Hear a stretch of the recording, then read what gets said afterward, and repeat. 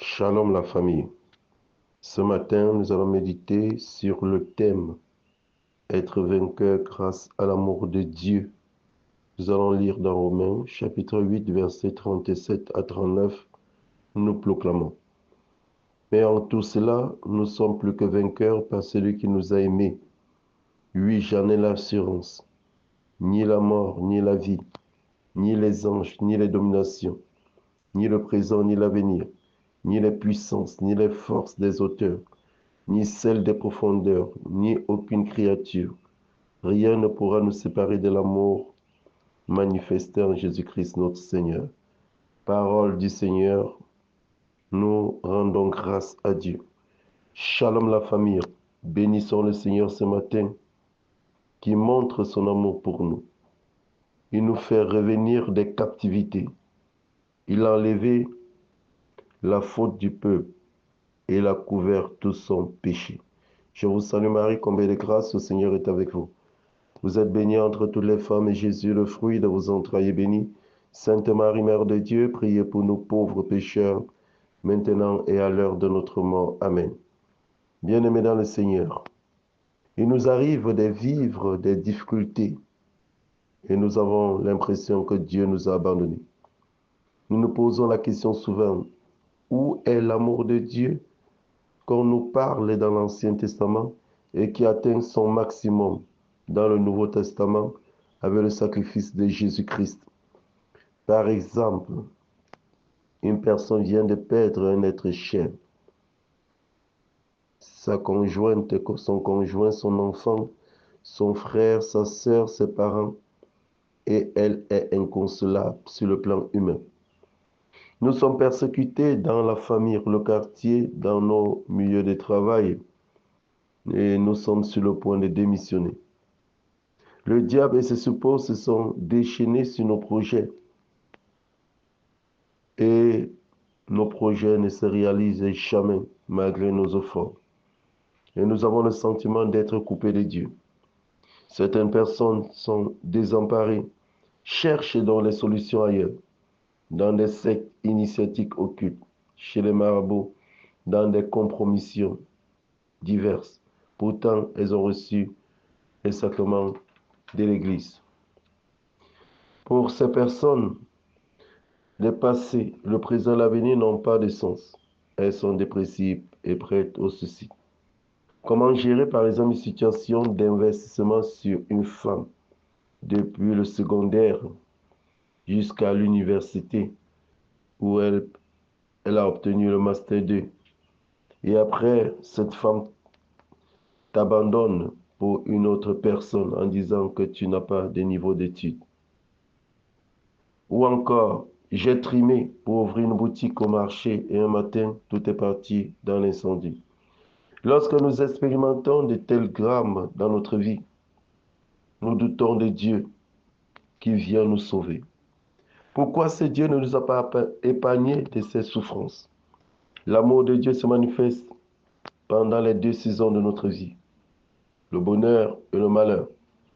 Mais il prend tout son sens pendant nos périodes de détresse. C'est la raison pour laquelle Jésus est venu. Il est venu non pas pour les bien portants, mais pour les malades que nous sommes, pour nous purifier de nos péchés et nous donner la liberté des enfants de Dieu. Nombreux chrétiens vivent dans la culpabilité et cette situation empêche l'amour de Dieu de leur visiter et de leur délivrer. L'amour de Dieu ne tient pas compte des agirs de l'homme, du biotope de l'homme et de l'adoration de l'homme. C'est un amour gratuit dont lorsque nous sommes éprouvés dans notre âme et dans notre corps, et si nous nous ouvrons à l'amour de Dieu, il a la capacité de nous guérir de l'intérieur et de l'extérieur. Toi qui es dépressif à cause de la perte d'un travail juteux, ouvre-toi à l'amour de Dieu et Dieu est sur le point de te restaurer. Bien-aimé, j'ai vu l'amour de Dieu se manifester dans la vie de mon neveu il y a quelques mois, qui avait l'habitude, avec ses amis, de ramasser des instruments de fer abandonnés dans le quartier et vendre pour avoir un peu d'argent. Lui et ses amis ont vu dans la ferraille abandonnée dans la société de télécommunications et ils ont escaladé pour prendre. Ils ont été repérés par la caméra et dirigés dans les services de haute torture, où où ils n'avaient pas droit à la lumière et mangeaient que les souris. Face à ces situations dramatiques, nous avons invoqué l'amour de Dieu et la miséricorde de Dieu en famille sur la vie de ses enfants.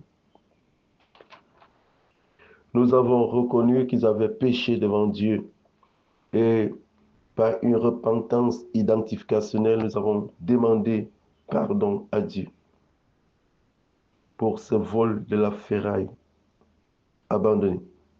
Nous avons donc organisé la prière du rosaire de 3 heures la nuit en implorant toujours la miséricorde de Dieu.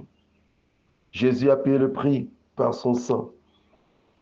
Nous avons demandé donc à Maman Marie de prendre le sang de son fils comme rançon, afin que ses enfants soient libérés. Normalement, pour ce genre de vol, même si ce sont des petits objets, donc c'est la mort en prison ou encore, ils peuvent être des objets de crimes rituels, car nous avons passé près de 2 semaines sans les trouver dans les commissariats ou bien les gendarmeries. Si Dieu est pour nous, qui peut être contre nous?